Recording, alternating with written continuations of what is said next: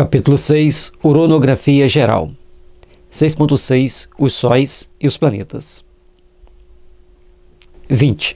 Sucedeu que, num ponto do universo, perdido entre as miríades de mundos, a matéria cósmica se condensou sob a forma de imensa nebulosa, animada esta das leis universais que regem a matéria. Então, num determinado ponto do universo, em meio a miríades de outros mundos, de outras constelações, forma-se uma grande nebulosa. Essa grande nebulosa está animada pelas leis universais que regem a matéria, e a partir desse momento ela vai tomando forma, ela vai adquirindo certas características para a finalidade a que se destina. Em virtude dessas leis, notadamente da força molecular de atração, tomou ela a forma de um esferoide, a única que pode assumir uma massa de matéria insulada no espaço. A lei de atração, que tem aquele número 36, atualmente a força de atração molecular a que se refere Galileu é chamada pelos astrofísicos de colapso gravitacional. Então, tem uma força que vai fazendo com que aquela massa ainda informe da nebulosa vai formando um esferoide. Ela fica esferoide porque ela não é totalmente redonda, mas tem a característica arredondada. E ela só vai ficar mais arredondada possível ao longo do tempo. Ali no início está toda com as suas devidas características, né, os seus achatamentos. A Terra, por exemplo, não é totalmente redondinha. Ela tem um amassado no hemisfério norte. Se vocês olharem direitinho nos mapas, vocês vão perceber isso. 21. Novas forças surgiram em consequência desse movimento de rotação. Então aquele esferoide começa a ter seus movimentos e novas forças vão surgir. A força centrípeta, que é a força centrífuga. A primeira, tendendo a reunir todas as partes no centro. Então a força centrípeta puxa para dentro e a centrífuga vai empurrar para fora, tendendo a segunda a afastá-las dele. Ora, acelerando-se o movimento, à medida que a nebulosa se condensa e aumentando o seu raio, à medida que ela se aproxima da forma lenticular, a força centrífuga, incessantemente desenvolvida por essas duas causas, logo predominou sobre a atração central. Então, ela lenticular quer dizer, ela vai se achatando, embora esteja girando, ela vai ficando meio achatada nos hemisférios. Aliás, na linha do Equador, né? Assim como um movimento demasiado rápido da funda. Observemos que tem aquele 37. Funda é uma arma que as pessoas usavam antigamente, que consistia numa corda dobrada e a pessoa ia rodando uma pedra dentro daquela corda e soltava a corda num dado momento, numa ponta da corda, e a pedra ia naquela direção com a velocidade que tinha sido impressa. Na frente vai dar uma definição mais completa. A funda que ele quebra a corda. Indo o projétil cair longe. Também a predominância da força centrífuga destacou do círculo equatorial a nebulosa e, desse anel, uma nova massa se formou. Então a nebulosa está ali, aquele disco gigante, girando a velocidade enorme no espaço, e dessa linha do Equador sai um esferoide, mais um esferoide, então, também que sendo mais uma nebulosa. Aí ele vai começar a estudar agora essa nebulosa que se destacou, não as outras que ficam, a grandona que ficou. Aí vamos lá.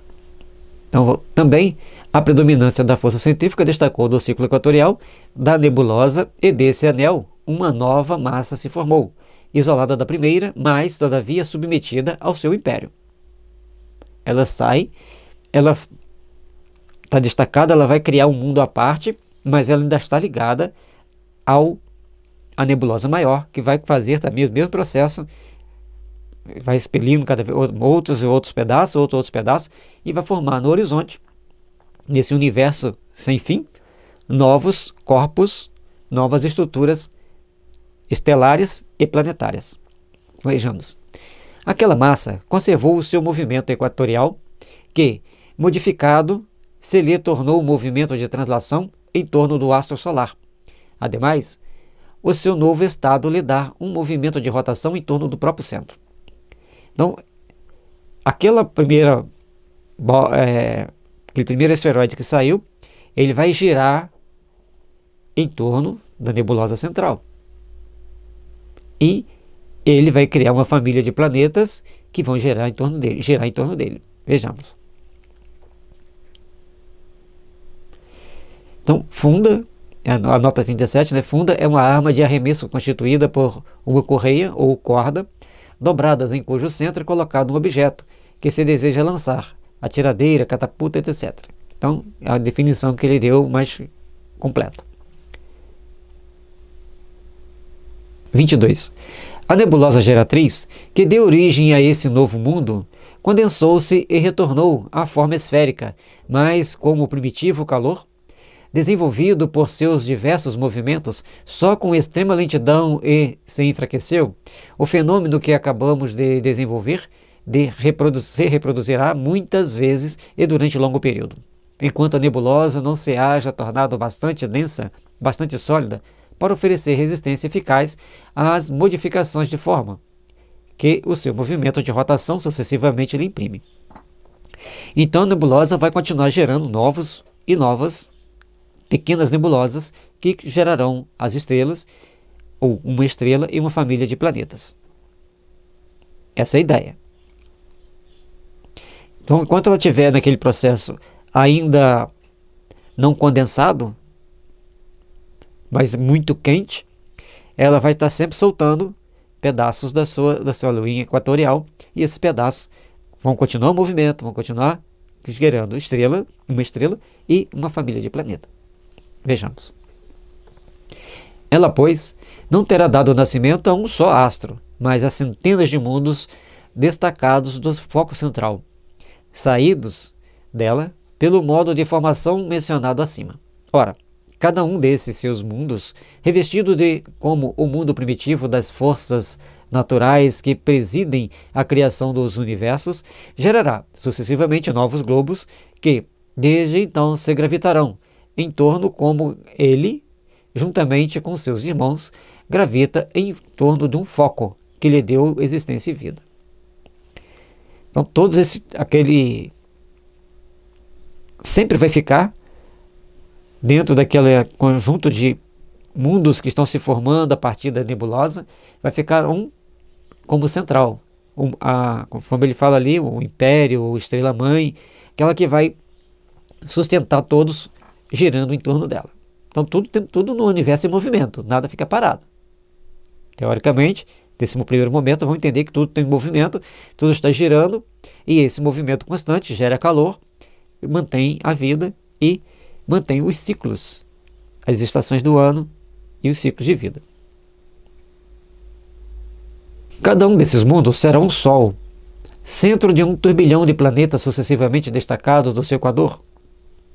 Esses planetas receberão uma vida especial, particular, embora dependente do astro que o gerou. Então, o planeta vai gerar aquele Sol, ou aquela estrela, que o Sol é uma estrela que tem o nome de Sol.